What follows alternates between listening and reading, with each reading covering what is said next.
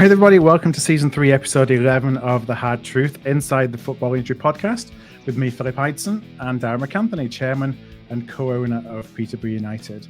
We're going to be joined in a little bit as well by Ryan Sparks, CEO of Bradford City. So Ryan should be joining us in a little while, but let's talk posh before he does. You had a 1-1 at home to Burton. How are you feeling about that? Irritated. I should have known before the game. Like two people break the rules. Contacting me before a game. It's like a schoolboy error. They know my superstitions, and one of them is don't call me, don't text me before a game. And I had Jason fucking texting me before a game, and he should know better because I've chewed him out before, and we've never won whenever he's done that. And then a good pal of mine who's at the game do exactly the same thing. So after the result, I've basically given them both fucking barrels. I had to blame them. I was like, you fucking had to do it. You had to do it. You couldn't just fucking wait till after the game. You got to message me before the game. I'm locked in on match day. I don't want to talk. I don't even talk to my own kids and wife before a game. Don't fucking text me before a game. I've told people enough of this shit. They know all my little what was the word? Idiosyncrasies or whatever else. Yeah. Idiosyncrasies. So why are you fucking doing it? And particularly Jason, who before has done it before, and I fucking said to him before, like, stop. Not till after a fucking game.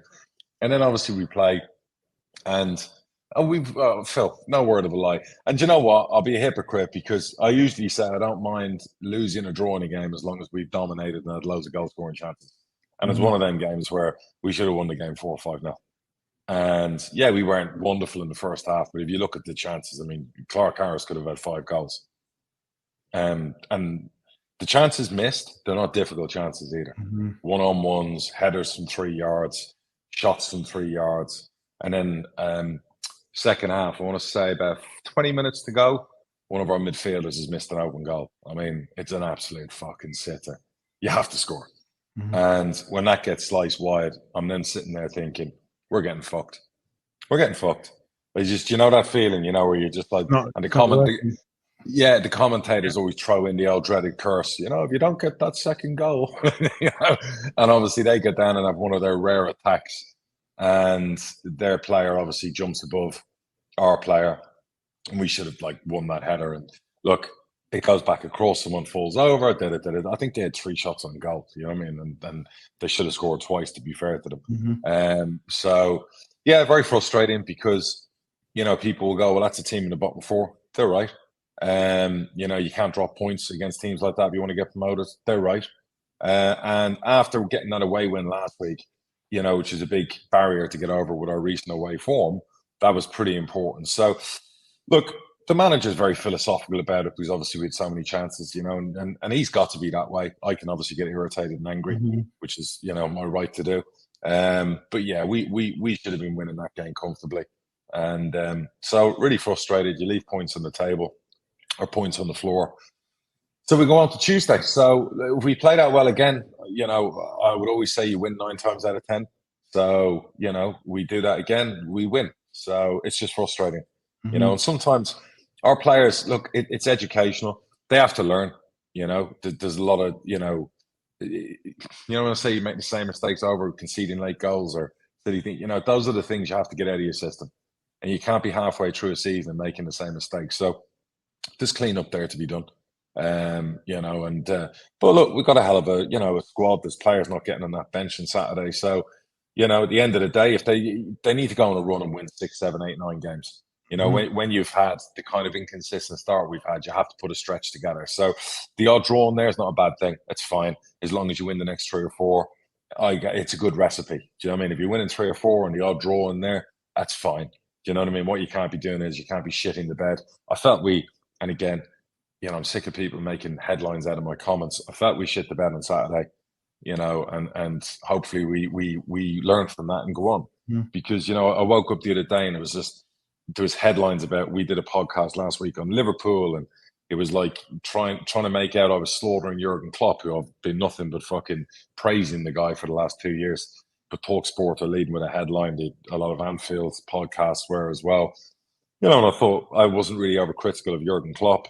I just made the point that, with all those striking options, to play a youngster in a game like that, questionable. But anyway, we'll get on to Liverpool later. So Saturday for Peterborough was very frustrating. The only positive thing was it was a good crowd. The only positive thing was we had 27 shots on goal. And I guess, it's the signs you're thinking we're going to win a lot of games here. And then you just kind of like shoot yourself in the foot on Saturday like that. So got to learn quickly. We've got to win Tuesday. We've got to win Saturday, back up a win at home with a win away and go again. So that's posh for you. And so that's, you got Forest Green on Tuesday, Wickham away on Saturday, and then you play them again in the Papa John's. Is that right? The week after? Yeah, we keep ending up with these Stevenage twice, in a week, Plymouth twice in a week, So, obviously my focus is Forest Green. What comes after. So we have to get back to winning at home on Tuesday. And as you're going to have to win with the teams in this league, the start some of them have made, you're going to have to win practically 80, 90% of your home games to be thereabouts. That's the bar that's been set. And a win and a clean sheet would be good, because that's something we really need to get the knack of both ways. Enough posh. Talk Bradford. What happened on Saturday? Well, as I do that, let me bring in Ryan, and then I can share my. Hey, Ryan, welcome back to the Hard Truth podcast. How are you, pal? Hey, guys. Not too bad. How are you? Could always be better. Shit football weekend. It's funny. Before we started recording, we were just talking about how much we hated football after this weekend. Posh, Bradford, Liverpool. Great way of bringing you down. Yeah. It's just a weekend killer. It ruins your weekend. It does. Just irritating. Rock up Monday morning and try and put it all right again. Exactly. Yeah. So you got turned over by Stockport now at your place. Was it? Did you play well, or did you deserve to lose? What kind of game was it? No, we were off. That was probably our worst performance of the season. If in a weird way, that's the positive I'll take from it. I don't think they were outstanding. I thought they did a job on us, but we were nowhere near. We had multiple players who were nowhere near where they have been, or nowhere near where they can be, and we didn't even play. We didn't even look how we usually look. So we started on a negative. I think the first 30 seconds we made 2 errors, passed the ball to them. They probably thought their lottery ticket had come through. So they did the job. They really needed 3 points. Dave Chandler has a habit of coming to Valley Parade and needing 3 points and getting them. And we got them again. One of them. It was one of them.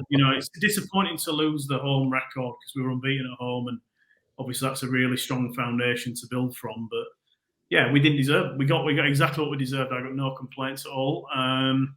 But we've got a massive game on Saturday to bounce back with, and that's Salford away. Who are you playing? Ooh.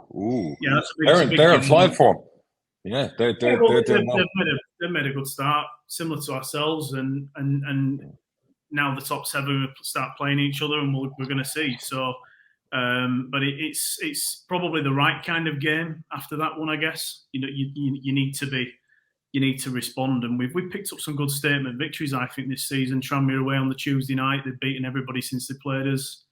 We did really well to beat Stevenage 3-0 at home, but we've got to come back from that, because that like I said, Phil probably know himself, who watched the game, that really wasn't us this season. We didn't get going. We never got going. Any dissent, any boos at the end? The fans okay?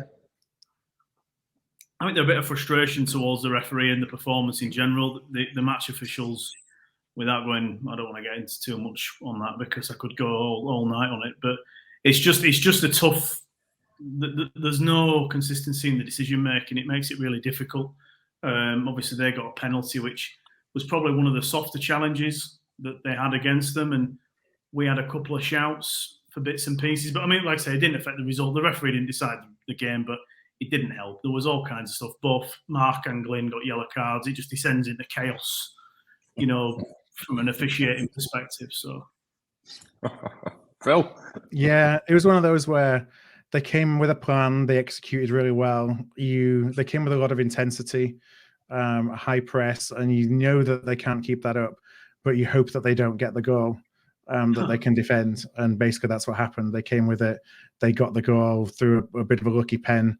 And they were pretty much in control. They controlled the game from a position of, strength from that point on. If they'd have carried on with that high intensity, they'd have slowed down. We'd have probably got more gaps. There'd have been more opportunities. But the fact they got that goal gave them something to shut up shop to.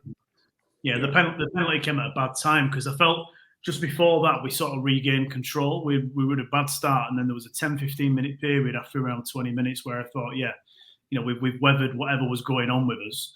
But then the goal went in, and they just parked it up. They made substitutes that offset our attacking substitutes. It was like I said, they did a decent job on us. Really, it's a difficult place to come, but they got the first goal, and that's massive at our stadium. Yeah, of course. I think they were the stock pot that we expected, not the stock pot that started the season. They were favourites, weren't they, to win, to got promoted? Mm-hmm. Yeah, I think like even the likes of Wootton, we've seen a lot of them. We've watched a lot of them, and that's probably his best performance for them. Madden looked good. Wootton calls our centre halves issues, and they weren't at it, and as a result, he was quite successful. Things didn't go our way on a number of levels, but you just had a feeling of that. I think if we were still playing the game now, we'd be still 1-0. So, had a few of them. Onwards. Yeah, that's all you can do. Look, people like, you get frustrated with losing. You're not going to fucking go unbeaten the whole season. I don't care how good you are in any league. You're going to lose football games, and it's like you've had an unbelievable start. There's great platforms. As I keep harping on, sometimes to remind myself, nothing fucking is won this side of Christmas. It's just platforms. I think if you look at last season in this division, Mansfield and possibly even Tranmere were really struggling. I think Mansfield at this point, might have been second bottom, third bottom. I remember they were playing 12, 13 on the spin. I don't know what it was, a terrible run of form. And you think about how frustrating that must have been for them when they were at Wembley.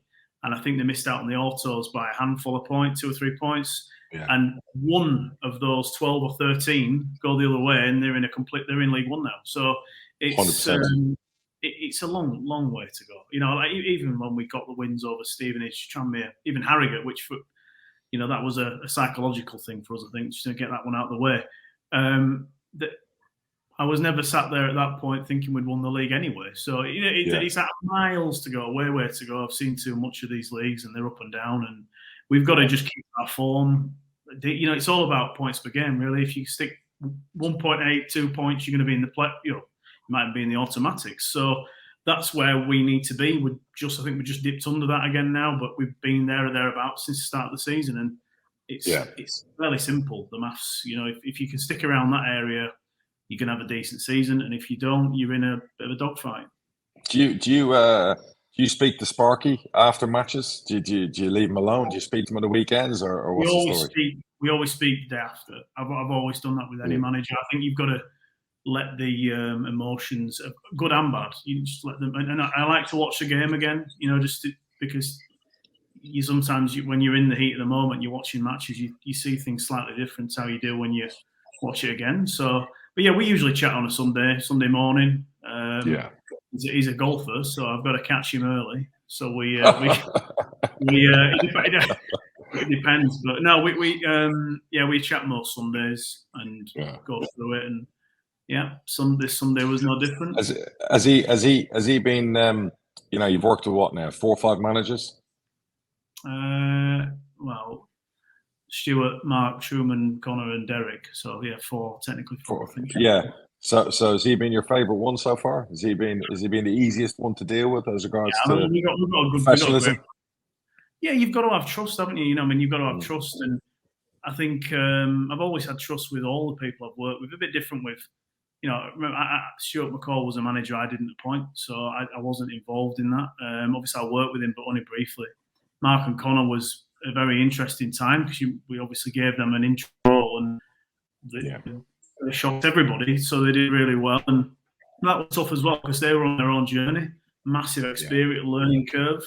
And we were trying to recruit for a summer and all kinds of stuff going on there. And obviously Derek came in, and there was definitely trust in that relationship up until probably the final few games where I felt as though that had gone, and I was no longer an ally, which was a shame. But you treat people how you find them. You know what I mean? I've always been You need a good relationship with the manager because, when everybody's jumping up and down, winning or losing, you've got to keep that nice and consistent, I think, because there's so many. There are only, even in this division, there's only 4 teams that can have a great season. 3 can have a really great one can have a really nice day at Wembley, and then the rest it's 2 disasters, and then the rest of it's a much of a muchness. So you've got to just keep it pretty level, I find. But no, I mean, Mark's been fantastic. He's come into the club. I only asked for a few things. I returned to our kind of DNA in terms of what we are. We're a bums on seats, people out of seats, if you like, football style. Get people excited about Bradford City again. Yeah. Give us that kind of pride, you know what I mean, that who we are. But then really bring the supporters back together. And we were doing that, and then it went away, and he's done that. You know what I mean? The fans are right behind him, and it's great to see that. That's massive. The attendances we're pulling in this season are no doubt in my mind, him and the players have done that, and they deserve huge respect for it. Mental. And how's his relationship with the owner? Does he speak much to him? Is the owner happy, obviously, with disappointment? You know what I mean? Was he surprised you were able to land him? Yeah, I mean, we this is the way we are. I speak to Mark more than Stefan would. Stefan, when he's here, he'll speak to him in person more than on the text or on the phone. It's a different relationship.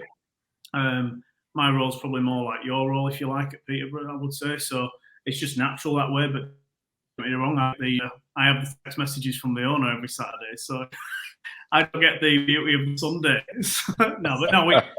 just got to, and as I always remind him, just ups and downs, it's bumps in the road. But yeah, no, this relationship is as good as it can be. Obviously, I think when we first spoke about Mark, he was quite surprised that was there on the table, and I said, "Oh, I'm not messing around with you." So I forwarded his CV, and then he rang me straight back after he'd read the Phil. Yeah, you talked about speaking with Mark on a Sunday. How does his emotions change, based on result, or is he pretty level-headed through it all? Oh, he's fairly level. I mean, you can imagine how many results he's been through as a player and a manager. My God, I mean, no disrespect to ourselves, but this is a short period so far in his managerial career, so he'll just soaks it up and rolls with it. And I think that's the way it goes in general. I think over time you become less excited about winning and less depressed about losing. Yep. You try to stay level because it's more about the end goal. And this is my second full season in charge of the club, so I've learned a lot as well about the peaks and the troughs, and when you think you're getting nearer and when you're not, and how far away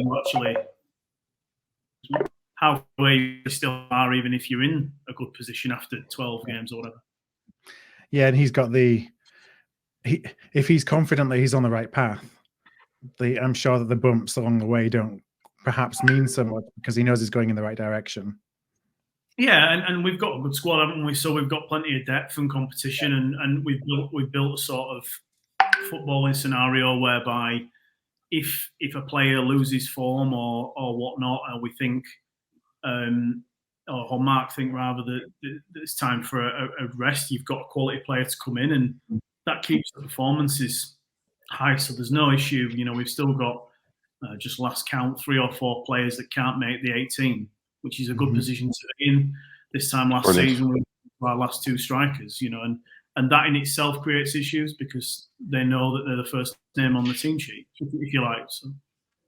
What surprised you the most about Mark Hughes? Surprised? Yeah, what surprised you? You're getting a massive manager. I think when he came in, obviously, there's things rolling around my mind about how would he adapt and how would he find it. This is a massive dip down in terms of EFL from the Premier League, and that's not a dig at us. That's the truth. He's gone from the Premier League to the 4th division, whether we like it or not. But the way he's embraced it is beyond what I expected. In terms of the way he's picked it up, he absolutely lives and breathes the football club. His grandkids are at every game. Bradford City shirt. It's really good to see. That's not for effect. That's genuine, and I know that, and I'm around him quite a lot to know it. And he's just a good guy to work with. You just know where you stand. We've got a good relationship, and we can have the serious conversations, but we can have a good laugh as well. And it's about having a good time doing it, because it is a tough gig. It's a tough gig for everybody, you know it yourself. But it makes you can sleep at night when you know your football team's in good hands. Oh, it's critical. And what do you wish you could give him that he wants, as regards to you're a 4th division club, as you say, we're a 3rd division club. You got a manager with these high standards, used to the best training grounds, the best facilities, the best this. What's that one thing, if you'd a wish list, you could give him that you know he really wants, but you just can't do it at the moment? Well, I think to be fair, when we first spoke, this was what it was all about. What do you need? Because there's no point walking him into an environment and pulling the wool over his eyes. Because one, I had too much respect, and two, it would then the trust is gone before you've started. So I asked him about what is going to be important for him to make us successful. Yeah. Grass was the answer. You know, now you're like, but, you know, our training ground is a decent training ground. People dig it out, but it's not real. You know, it's a good training facility, and I think our pitches are perhaps something we've not invested in the past. And you know, I made him the promise. I said we'll make sure those pitches are spot on for you, so they match Valley Parade at the very worst. And we've done that, and they've had surfaces to play on, and the way we want to play needs that. Whereas in the past, previous managers quite happy on 4G. The mud's irrelevant if there was any. The state of the boxes didn't really matter. How much we watered the pitch, not really a priority. So that was something. It was a case of delivering what we can that he needed to be successful. I think there's loads of things that you could do. Obviously, and you could we could have another training pitch that's completely cut off to everybody. We could have a brand new training ground. That'd be great. These are things that we obviously we're working on in the background anyway. But in terms of what he needs to be successful or what he wants, I don't think we're miles far off that. I think, you know, we've tried to give him as much as possible, and we talked about having a squad that was big enough and deep enough to go at things, you know, and we have shared goals. You know, I'd like us to be successful in cup competitions as well, because it can help us going forward with our model. And to do that, we need a slightly bigger squad with plenty of quality, and we've tried to put that together, to be fair. And what objectives have you and the owner said to Mark is a success or a failure this season? I think that's a fairly obvious one for us in terms of the league. You know, getting out of this division is a top priority. You know, it's not easy in the sense that, you know, you may look and say, well, 4th division Bradford should be smashing that to pieces. Well, we've only been out of it. We haven't been out of this division automatically in 41 years. So it's a bit of a task. That's not an excuse. It doesn't affect the way I see it, but it is a challenge.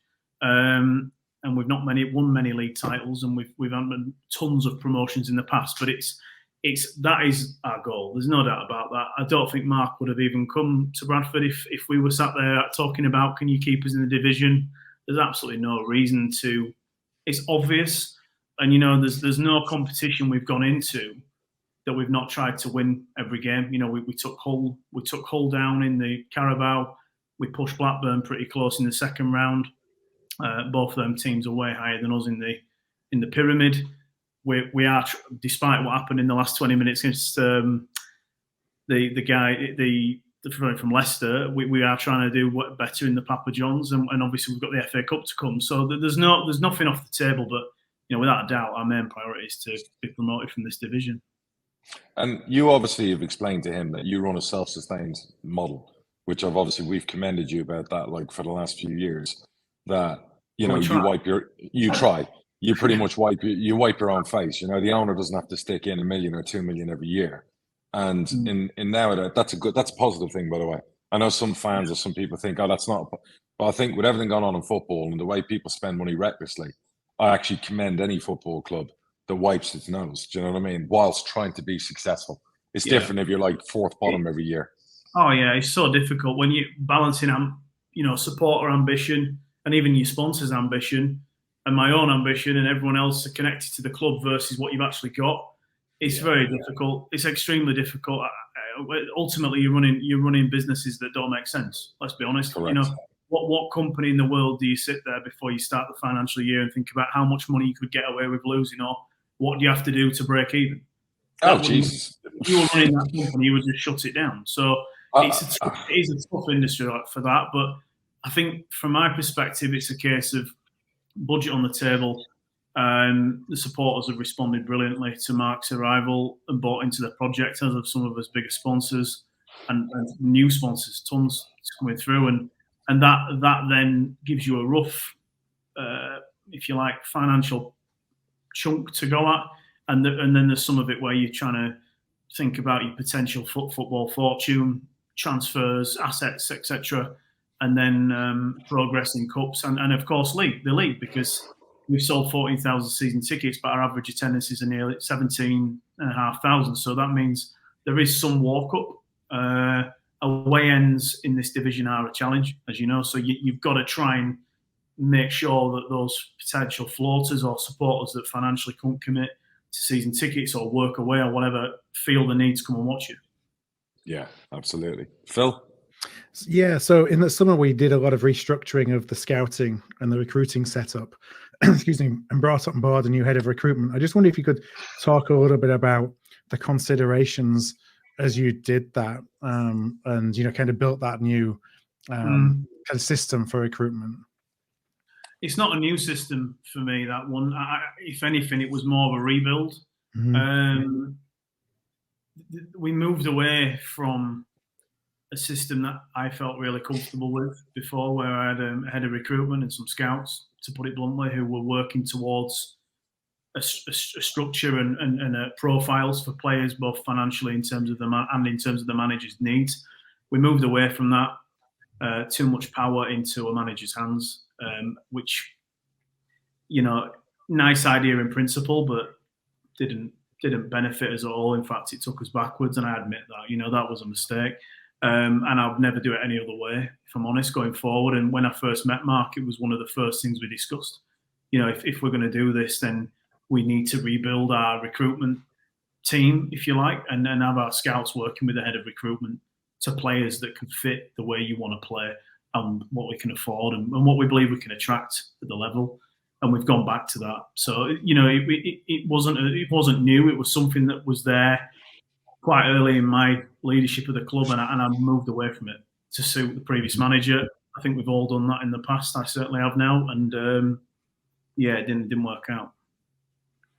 Dara, from your perspective, do you see more managers that are open to not being the head of the pyramid, so to speak, from a recruitment perspective, or is it kind of old school versus more progressive managers? Ryan made a really good point there, that sometimes you get caught up in history with maybe a bad season, and you got to change things, and you go too drastic, and you start modifying towards, say, what a manager wants. We did it a few years ago with a manager who came in, and we went away from a lot of our recruitment. We signed like 20 odd fucking players, and 7 or 8 of them were from Scotland, and there were a lot of agents involved in those deals that were the same agents, and and it made me very uncomfortable. Not that we were doing anything unethical or illegal. It made me uncomfortable that we were changing so much our philosophy of what we usually are all about.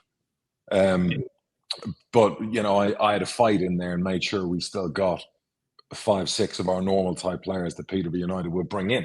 But it was a battle all the time. It was probably my biggest battle with that manager, constantly about, I remember we were starting a season on a Saturday, and we had in attack as strikers, just as options, we had Jason Cummings, Matty Godden, Ivan Toney. And the manager was threatening, if I didn't sign another player, he would leave. This was before the season started. Another striker.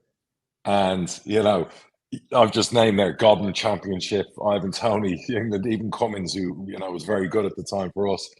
And, it was kind of like, I got to the point where I was browbeaten that summer, and I was like, fuck this for a game of soldiers. And I'm not trying to have a dig out of previous managers, I'm just trying to explain the process that sometimes you try and appease a new manager, and you can go away from your principles, you can go away from what makes you good as a recruitment cycle, as a club. And as long as I own the Posh, I'll never go away from that again. And when I own another club in the future, I will definitely bring all the stuff I've learned in 17 years of recruitment, say I buy Bognor Regis, wherever, we'll recruit exactly how I've recruited a Posh, the structure, and it won't be always based upon the manager. It'll be based on the club, you know, the philosophy of the club, that any manager that comes in understands it, agrees with it, and is happy. And the problem you've got is lots of managers who are desperate to work for you will give you lip service and say, love your recruitment, I love your policy, I want it, I want the job. And they think, right, I'm going to get my feet under the table and now I'm going to change everything. You know, and I've had two managers do that, where they just, you know, they think, right, now I'm in, I've given the lip service, I've signed a contract, well, fuck your recruitment, this is what I want to do, this is how we're going to do it. And then it's just a fucking battle. And yeah, you've got a problem. And you're signing. If I gave you a list of the players that I have battled with, if you like, not one manager, but two maybe, to say this player's available, we should think about it, you know, it would be quite a frightening list. Most of the players are now playing in League One because they've been promoted from this division, or they're playing in the Championship. And it's only when you've got to try not to think about it too much because it can drive you crazy. But drives you mad. I've been in exactly that position about, you feel like you're pushing up against them, and then the trust, you start to have doubts and things in your mind very early. You know what I mean? Like for me, 100%. My doubts about last season were there game one. Game one when we beat Oldham.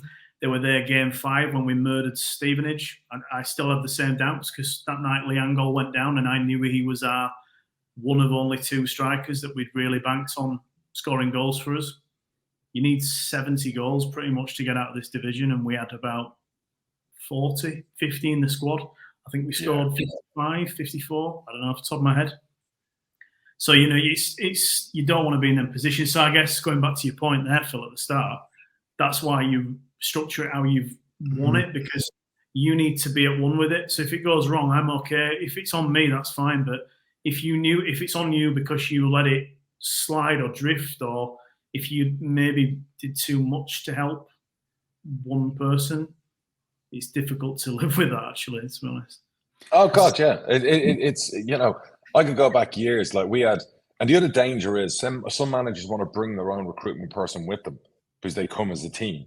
And that, you know, I had that way back in the day. I'm talking 2010, 11. You know, I had a family member come with a manager, and again the recruitment and just looking at and you know, bringing in players they thought were better than Ryan Bennett, thought they were better than the Mac Attack, thought they were better. You know, I had to fight to get Lee Tomlin signed to our football club. To get that deal done, I had to sign 2 players I didn't want, and that was the payoff was, okay, you can sign Lee Tomlin. You know, and all those things, and you just learn over the years. It's unlikely that's going to lead to success because you immediately. Of course. It's not. It just doesn't feel right, does it? It just doesn't feel right. And no, it doesn't. To be fair, that was when me and Mark chatted. We both, from the start, we said, let's start afresh. Let's find someone new, and let's look at it for a while. We have a little bit of time. We can assess the players we've got now. You've got 13 games, and then before we made a sort of target by before the end of March, we'd have someone sorted, and we did ish, maybe a couple of days late, but we'd spent a long time finding the person that fit us, and it felt we could see it, you know. And we've got a guy in Stephen Gent who we met a few times, and as soon as I met Stephen, there was a click there. I could just see it, and you know, he'd not been a head of recruitment before, but you know, I haven't been a chief executive before. That's well documented, so I have no interest in that kind of stuff. But his level of knowledge and the attention that he put on his role and the attention that he puts on it now, there's not a day goes by where he's not on the phone to me talking about any little detail that he can pick up, you know. And that's, and you know, I knew as soon, you know, if you talk, he was basically Middlesbrough's loans and scouting manager, so you knew that he was watching where to move players into what division and where they could play at. And we only actually got talking, funnily enough, because he didn't have my number, so he came at me through LinkedIn saying, look, I've been watching the way you're playing under Mark. I think I've got some players at Middlesbrough who, under this system that you're playing, would really fit, but under your previous system, it wasn't going to work, so we didn't want to do it. But for the summer, we'd like to offer you boom. So that's how it started. And I said, well, actually, I don't really. How about chatting about the actual recruitment job, which is, you know, where we went from there, really. So brilliant. Now this year we've signed a lot of 2-3 year contracts. You know, in fact, I think there's some contracts there with options, club options for longer, which has gone away from the past where it's been 1 year deals, maybe 2 year deals. Now, do you feel there's a risk associated with longer contracts, or is it because you're more confident in the kind of person that you're recruiting?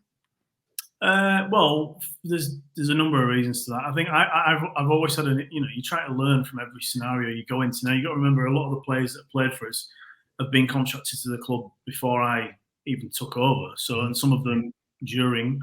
The first players that I had contracts, my own signature on contracts for, probably that January transfer window where we were bottom of the league nearly, and they were more short term because of where we were in the division at that point. So 6-month, 18-month deals to get us through. Everything were a little bit short term. I had an interim manager, an interim assistant manager, a consultant, head of recruitment. So things were all very sketchy, if I'm honest, at that point. Things are a little bit different now. And the one thing that irritated me over the summer, without naming names, are just a couple of players that felt they had the power in conversations over us. And the players that I'm talking about, we built them. We built them, in my opinion. They're nothing without their time at Bradford. And some of those players have kicked on and some of them haven't. But it kind of irritated me that, the player power kicked back in a little bit. So I think by having the option in our favour as far as you can is useful. It is useful. And it certainly helps in terms of a couple of the players over the summer that we brought in, we've had to pay fees for. Not huge fees, but fees because the parent club gets one whisper that someone like Bradford City might be interested, and they just trigger the option. It's a bit of a shit thing to do, to be honest, but you built the player. So, I don't have an issue with it. I think it's better. And obviously some of the players are longer term. Mm-hmm. Timmy Odesina coming in from Hartlepool, we paid a decent amount of money for him. So I want that to be, if you like, amortized across years, and he will develop. He's going to be a big player in the EFL. And there's numerous players that we've signed on longer contracts for different reasons, but we do have the majority with options, and the ones who weren't comfortable with it, we tried to make them comfortable with it, if you like. Now, we talked earlier about, the club having a self-sustaining model, and a little bit touched on commercials. Now, that's one of the ways I think any Bradford City fan looking in will see there's been such an increase in commercial activity over the past couple of years. I just wonder if you could talk a little bit about kind of the importance of that is, of why all these deals are important, all these sponsorship deals are important in terms of the bigger picture. And then, while this wasn't the purpose of you coming on the podcast, over the last week or so, we've been talking about branding and commercial opportunities with new branding. If you could talk just a little bit about the thought process behind that as well. Yeah, well, I mean, from a commercial standpoint, it's like anything. If you're trying to be self-sustaining and you know that you're not going to have $1 million coming in from an owner, so you've got to, ultimately, it's an old cliche, but sweat the asset, you know what I mean? Just how far can you push it to the point where there's nothing left in the tin in the fourth division? So, commercially, I think the club was doing around $1 million a year in the top end of League One. We're probably going to do 1.25 this season commercially in League Two. With, let's be honest, on the back of 3 or 4 years of no success or very little progression on the grass, if we're being straight. But it's about having the right people in the right jobs. I have some really good staff. I think the staff we've got at Bradford City at the moment are the best staff the club's ever had, in my opinion. Certainly in the time I've been there, everybody's at it. Everybody wants to do well and win. And everybody, I think, understands, and they've seen it this summer. Probably could have seen it last summer if we'd have been a bit more sharp in terms of recruitment. But they've seen it this summer that they can have a fight. They can have an impact on the final score, which is what I said to them the day I took over. I don't know if people believe that. I think it's like a bullshit phrase, but it's not. It is actually genuine. You can have a massive impact, and everybody pushing together in the same direction is huge. But just have, we're a big believer that if you attract big brands, then other big brands will be attracted by their presence. Morrison's have come here, and then University of Bradford want to sponsor the stadium. They want to be involved in other areas. They want to help us develop our women's strategy and platform.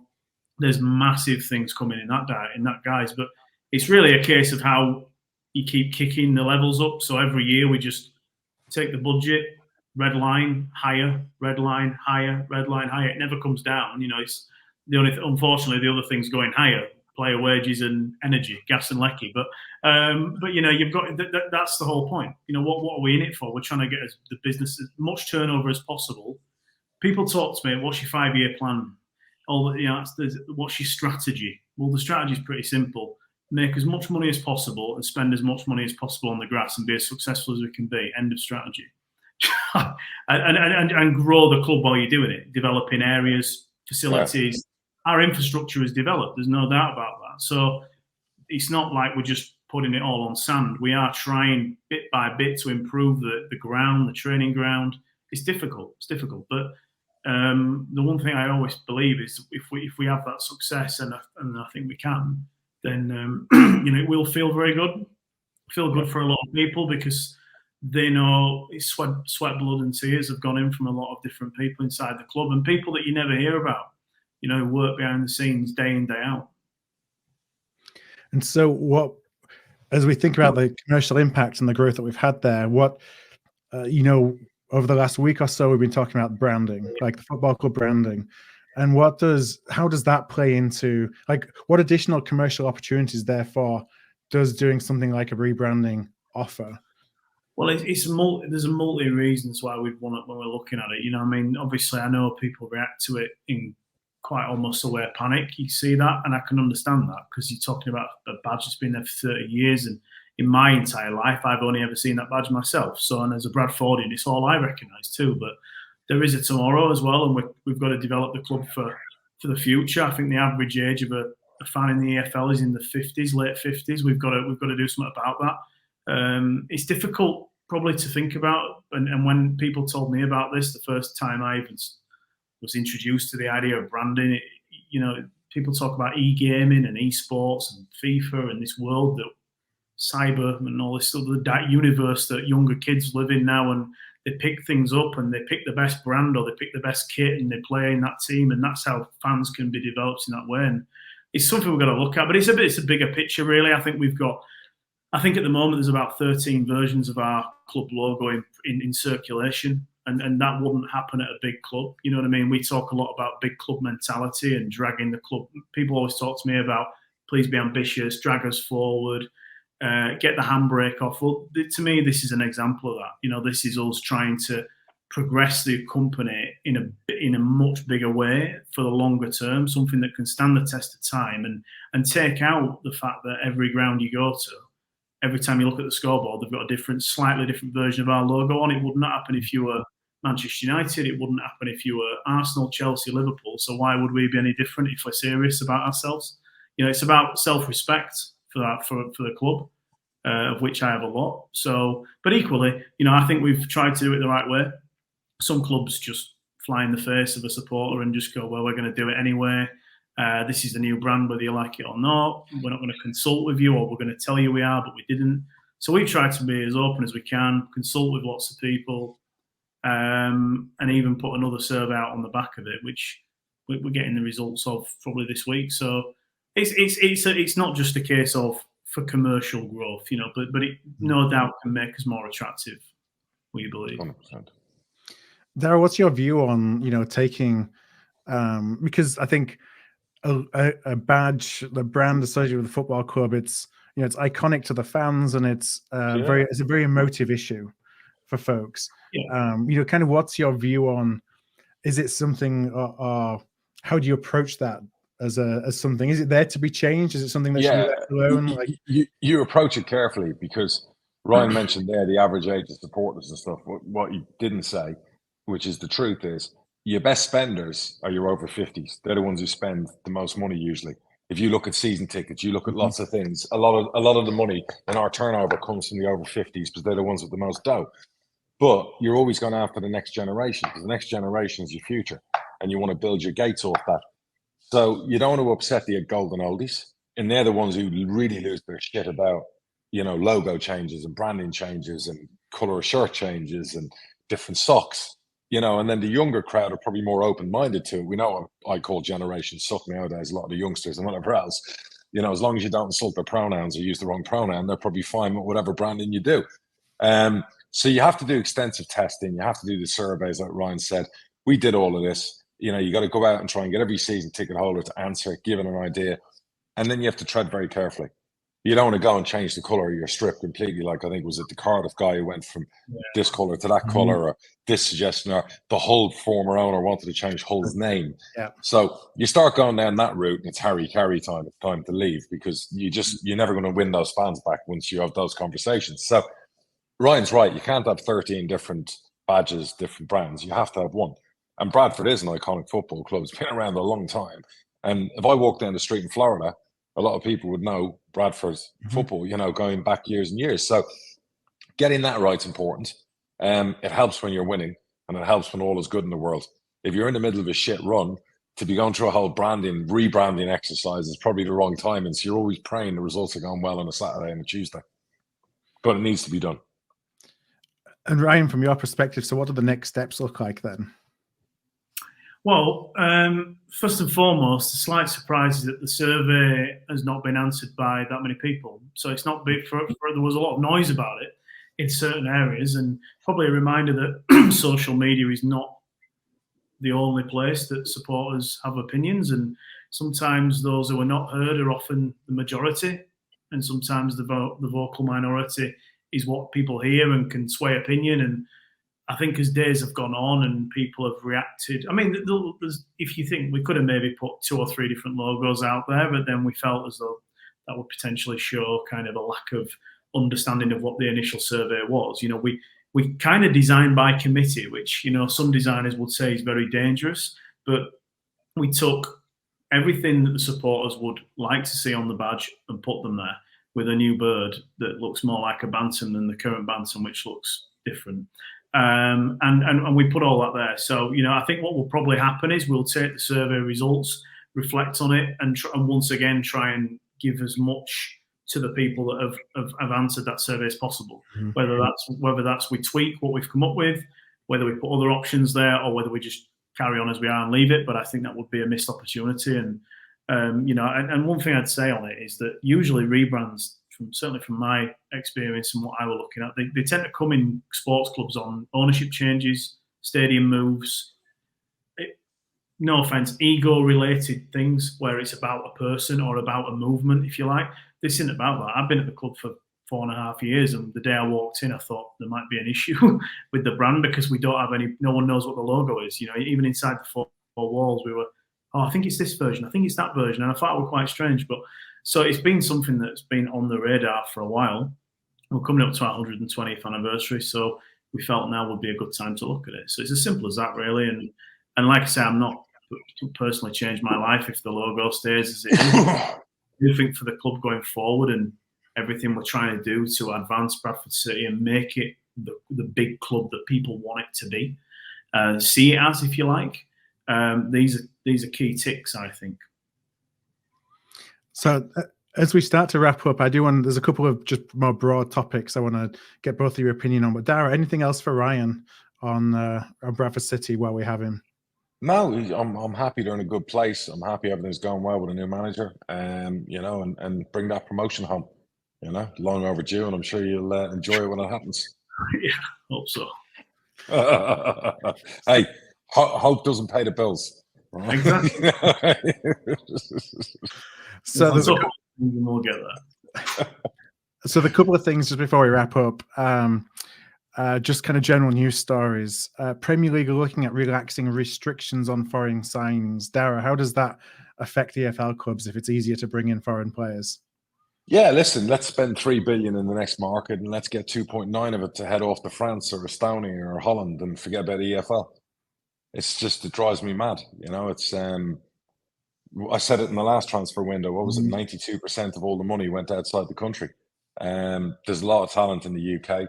There's a lot of bullshit headlines that EFL talent's more expensive than European talents. I disagree. I've always said that. Transfer fees might be more, but the wage package a lot less. And, we keep talking about TV deals coming to an end, and we need more money from the Premier League, and we need an independent regulator and to get more share of the pie.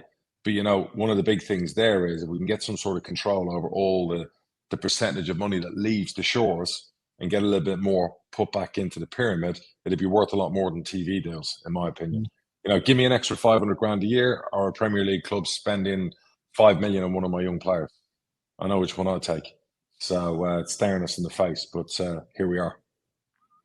And I have a question about loans, because there's, talk about Chelsea, Arsenal, Liverpool, looking at buying clubs like Man City have done. We've talked about buying a sporting group to have networking clubs so they can start sending loans, again, off our shores.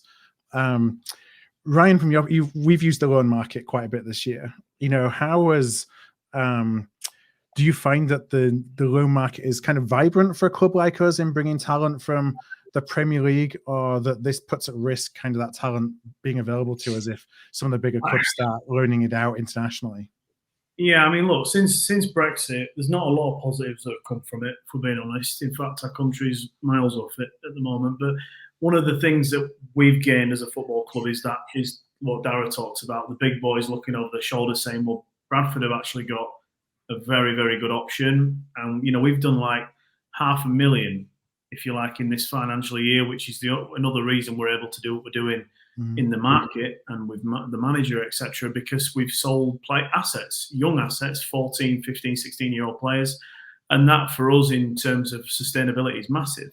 And it's suddenly spiked. We've gone from the average player value being 50 to 100 grand to 250, 350 average, and that's massive. So yes, in terms of the loan market, it is vibrant. It's difficult. I don't think, without Mark's presence, if I'm being honest, I don't think we would have attracted a couple of them, to say the least. It's difficult in the 4th division. People do see it as a bit of a step too far for Premier League players. It's been a real fight to get a couple of them over the line. But, we've obviously sold what we are and where we're trying to get to and the way we're going to play, and that's been enough. But I think you are in danger if that market was to open back up, which I'm guessing would be like an adaptation of the GBE laws, which I'm not even sure how that would work, but okay. You're going to end up with like a scrap heap full of players who should be being loaned down to, I'm not sure, they would seem to be just out of use because they're just going to bring in more players from overseas. Probably would make the loan market more vibrant for clubs like ourselves at the other end, but I'm not sure how that would develop players in this country. And I do think, it's a real opportunity for the EPPP stuff to actually start working now for clubs like ourselves, like Peterborough, where you're selling players that no one ever knows about. They're much younger and they're being watched by Premier League giants. It's a bit of a step back, really. I think that's been a positive for the game. Where does the conveyor belt of talent come from that enables you to have these assets at 14, 15, 16-year-olds that, most supporters don't really know about, but that have that valuation? When you think about, that valuation is a top striker coming out of the National League, and actually a 15-year-old who may have that valuation. Yeah. It does always make me laugh when you see things about, we need to sell this player for 500,000 in the summer, and it's to this day I've never been offered more than 25,000 for one of our players, one of our first team players. Yep. And that is the truth. Don't get me wrong, we've had bits and pieces. Do this, do that, swap this player, swap that player, but actual cash, it's never been above the sort of 20, 30k mark. And when we do sell one of these players for 250,000, etc., you reminded at that point that there's not a player in your first team squad that's probably carrying that value. Certainly not previously to this season. Maybe now. I think we've got quite a few assets in the building, but certainly last summer maybe not. And that's to do with the contracts running down, etc. In terms of where you get them from, it's ultimately about how you scout at the very, very bottom of your pyramid internally. So we put a lot of emphasis on our kind of head of recruitment area, sort of from 8, 9, 10, 11, and we are actually going to make a full-time appointment in that exact job title for the other end of the club, because we think there's so much talent in our area and we don't want to be losing it to other clubs. Yeah. Our academy is like a separate business, it's a separate football club. When you look, because we're Cat 2 now, and it's obviously 7 figures go into it every year from the club, and then with the 7 figures that come in funding, it's got the turnover of a low League 2 club, and that's what Cat 2 Academy does. We've got X amount of new coaches, you've got new physiotherapists, you've got analysts going all the way down to 7, 8, 9s.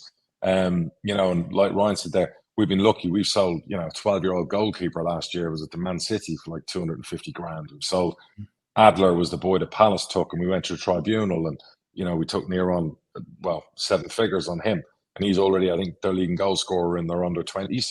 So he's going to be a player that's probably going to be worth millions in the future. And that was only one there that I never got the pro deal signed on him. That's why we didn't get millions more, because he would have been in our first team squad this year. But we have scouts recruitment that goes all the way down. I mean, I hear about 11-year-olds who are scoring 200 goals in a season, and everyone's taking a breath because we can't get him on a pro deal until he's like 15, 16 as pre-pro deal, which leaves us open to somebody nicking him for 100 grand or 200 grand, which we don't want to lose a player for 100. You know, Norwich are taking a few of our youngsters. So it's the balance act that you want players to stay with your club. When you cat 2, you can attract better players in the area. Before we were competing with, you know, Norwich, Ipswich, Cambridge, you know, Leicester, even as far as Leicester. Now that we're a cat 2, better standard of player will come to us over them because, oh, hang on, Peterborough's 5 miles down the road.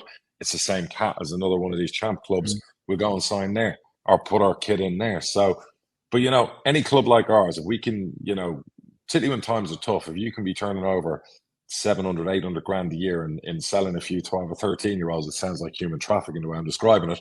It helps your overall budget. It helps plug some of the cash flow holes that you have, you know. It's fascinating. So is your goal to be break even with category 2 or? No, our goal is that within 5 years, half our team is our academy players, because you'll have a lesser wage bill. You'll have assets all over the pitch because they'll be representing England. You know, we've 3, 4 players now who are internationals that are teenagers, do you know what I mean? And they're worth considerable amounts of money. Our goal basically is the academy. Yeah, if the academy can bring in from the younger group $1 million, $1.5 million in sales every year, we can keep improving the academy. Yeah. But the real goal is get them in the first fucking team squad. If they're in your first team squad, forget about 500 grand, 700 grand. You're talking millions. You know, we got a player at the moment who's played in England every level, just played for the 20s. He plays for the 21s. You're talking 12, 14 million quid.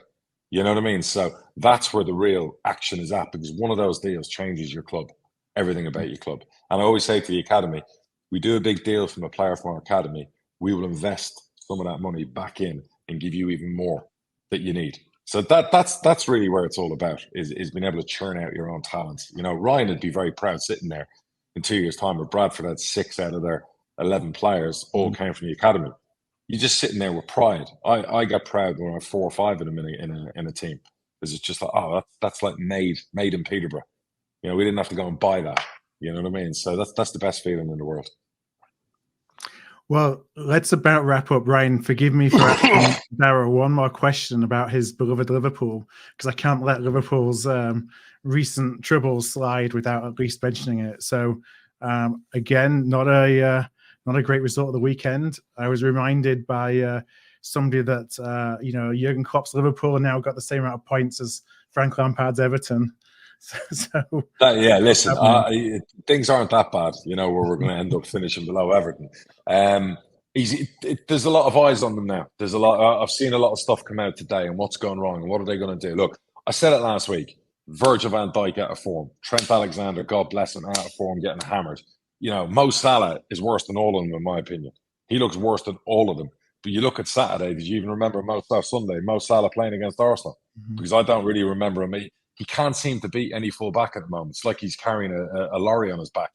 So I don't know if that's his new £500,000 a week contract or whatever, or he's gone that side of 30. We've got issues. There's a rebuild needed. But Jurgen Klopp, and I've always said this for the last 3 years, the only reason Liverpool have surpassed expectations with the spend is because of that manager. And if anyone can perform a miracle and get them back in the Champions League this year, even with that aging midfield, it's Jurgen Klopp. Yeah. But those owners now are under serious pressure, because if this continues, Klopp's not going to be the one who gets it. The owners are going to get it, and deservedly so. They've left him with 30-odd-year-olds in most of his midfield. And those players are looking a bit spent at the moment. So, you know, not all gloom and doom, not been an ideal start, but knowing Jurgen Klopp, he'll beat Man City on Saturday or on Sunday or Saturday, whenever it is. So let's see. All right. Well, let's leave it all there. Ryan, thank you so much for Brilliant, Ryan. Great having you, bud. Take care. Stuff. And for anybody who has questions, we do have a bunch of questions that we did get in this week that we just didn't have a chance to go through. So I'm going to hold those over for next week.